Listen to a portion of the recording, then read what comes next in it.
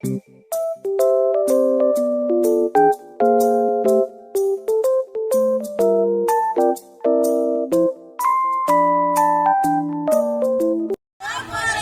warahmatullahi wabarakatuh. Perkenalkan, nama saya Panji. Saya Laura. Saya Nabila. Saya Nasra. Saya Nadine. Di sini kami dari kelompok 6 ingin menampilkan sebuah video yang bertemakan senjata tradisional dari berbagai provinsi yang ada di Indonesia, yang dibimbing oleh Ibu Fatmawati. Dan tidak perlu berlama-lama lagi, langsung saja Videonya.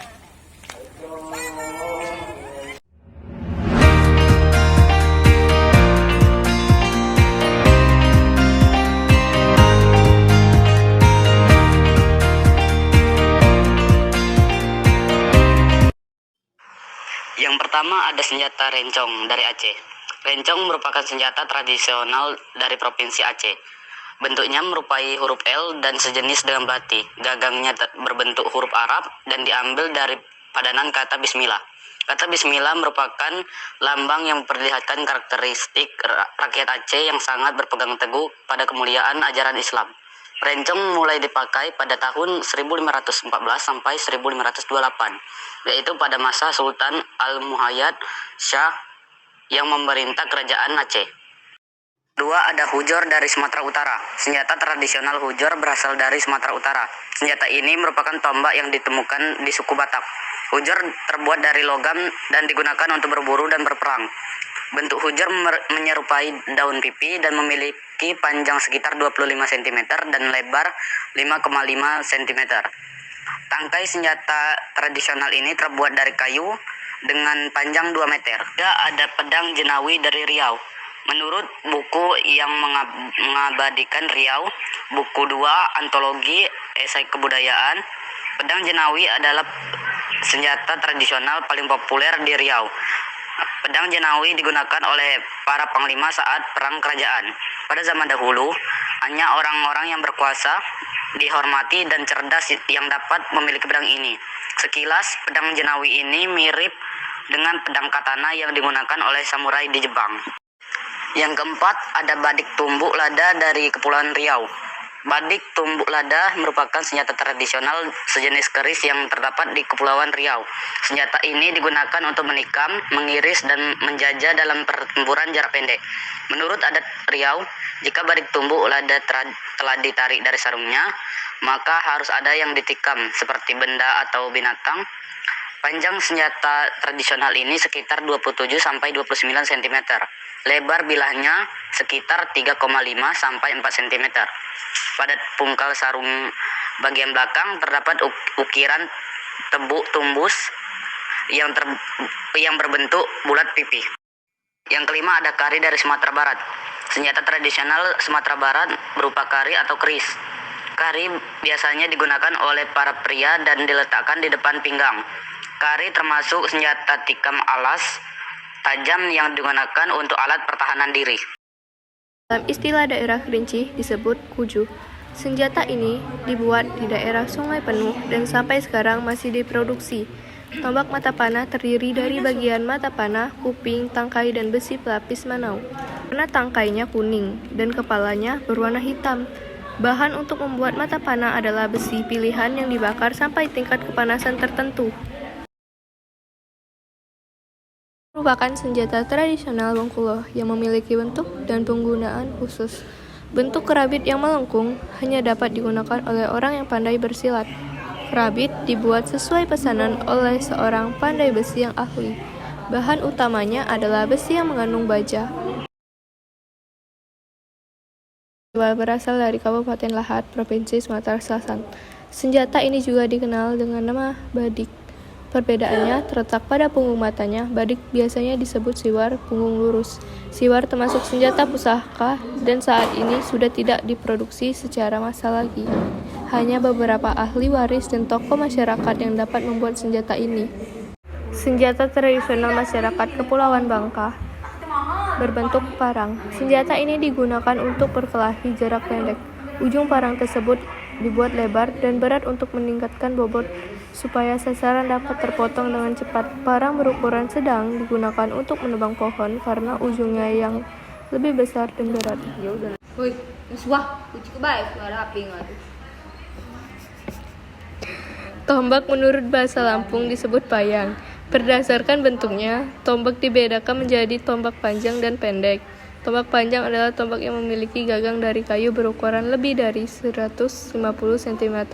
Sedangkan tombak pendek adalah tombak yang gagangnya tidak lebih dari 90 cm. 11. Mandau dari Kalimantan Barat. Mandau merupakan senjata tradisional sejenis parang yang berasal dari kebudayaan suku Dayak di Kalimantan. Senjata tradisional Mandau dibawa oleh pemiliknya kemanapun ia pergi karena ini berfungsi sebagai kehormatan dan jati diri seseorang. Sumpit dari Kalimantan Timur.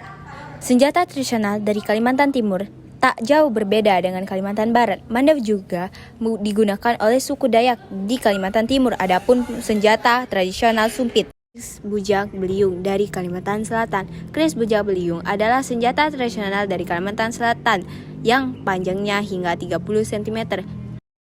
Dohong dari Kalimantan Tengah. Dohong merupakan senjata tradisional masyarakat Dayak di Kalimantan.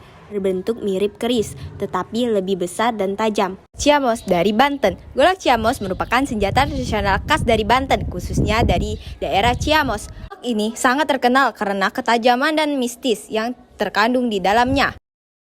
Golok dari DKI Jakarta.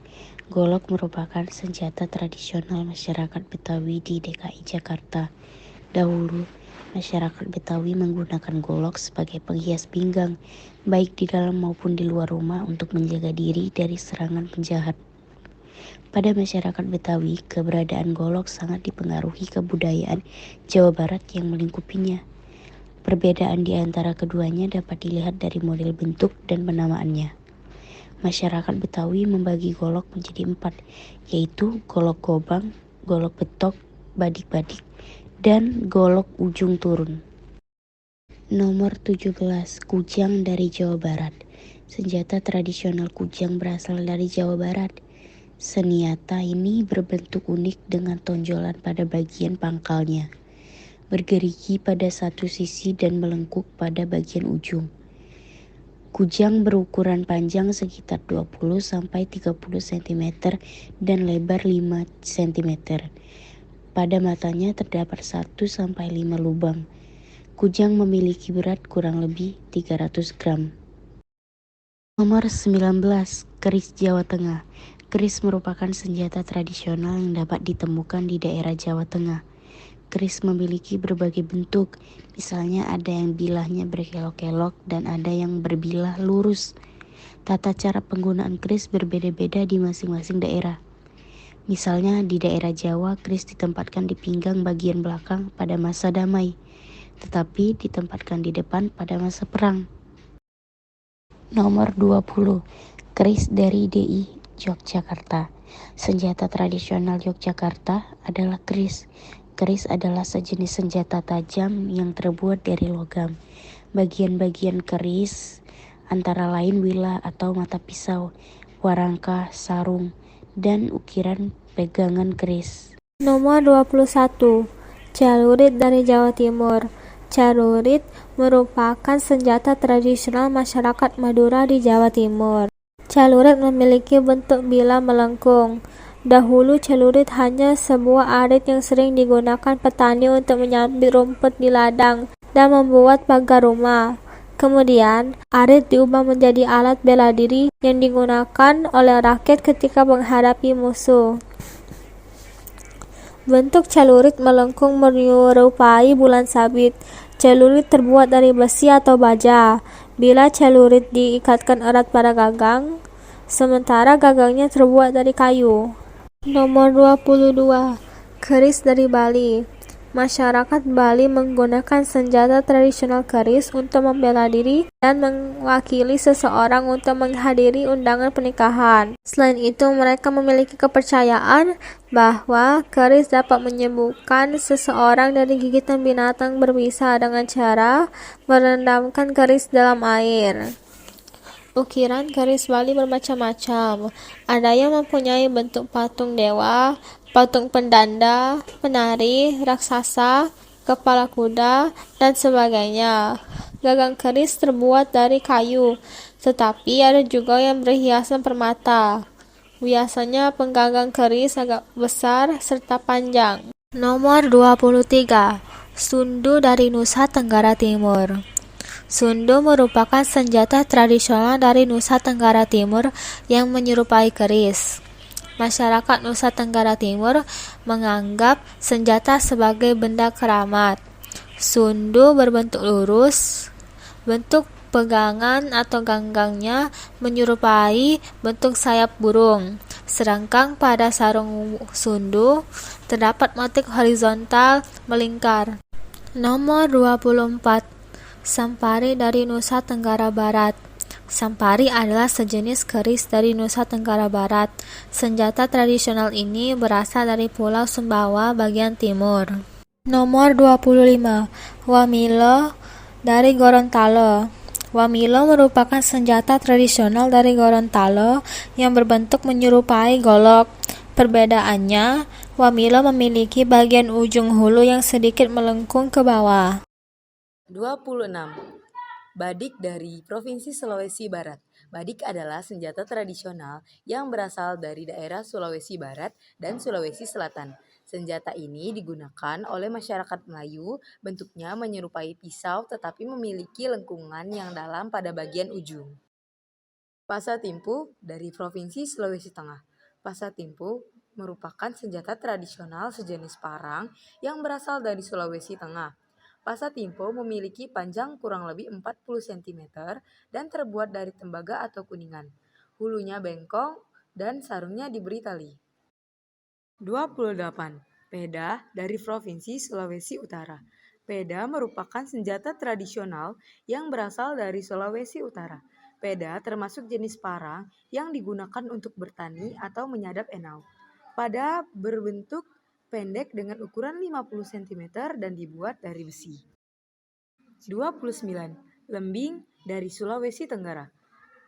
Tombak atau lembing adalah senjata tradisional dari Sulawesi Tenggara yang juga digunakan di daerah lain.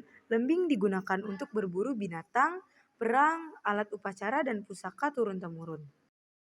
Badik dari Provinsi Sulawesi Selatan. Badik merupakan senjata tradisional yang berasal dari Melayu, Makassar, Bugis, dan Mandar di Sulawesi Selatan dan Sulawesi Barat yang berukuran pendek. Senjata tradisional ini berbentuk seperti pisau belati. Badik terbuat dari bahan besi, baja, dan pamor. Panjang bilahnya antara 20-30 cm, bentuk termasuk hulunya.